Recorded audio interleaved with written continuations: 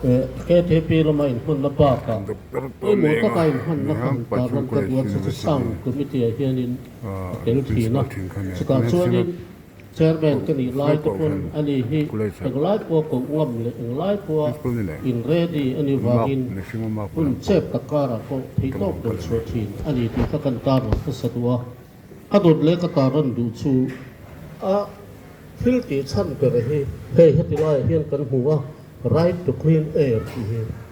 apoi mo hle ka sia kan sei thi na atak tak hian kan practice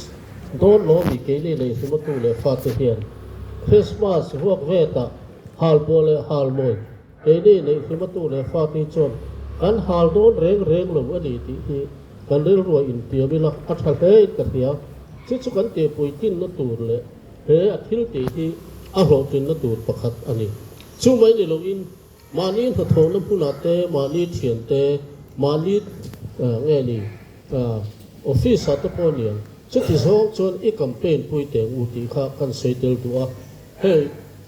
u ka ka a oma ani hian ma na khan na sat ke na campaign na a ziom heta puli kon te pe ka chu an ziom viawa sarkar na thang te na han khapa eng bolai kha chuan an ho ting te wa kumina te tok chuin an han tei le a amaro chu nge kan anang a hiat luwa chuwa chuan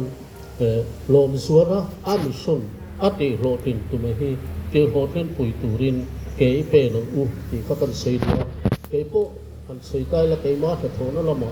Mizoram Christian College a chuan mandeu tek to khan zete tu staff song song le zirlai te Christmas le kun thar ho peta hal moi le hal puwa sarkar in kal lu chu ka thì biết là vấn tiền cái in tiền tổ nghe nghe xuất tiền hàng riêng của chúng chuan với là hiện cần lông pui tật sức à xuất tiền hàng chuan state tăng ở thế phun đắng tăng ở cổ rồi đến tất nhiên thế bầu ruột thả tan để thế nó tụ ra tan azin chuan nó phê chuan nó hiện ra chuan chặt tắc để tụ rin đủ sắc na cái nào nữa đi cái nào mấy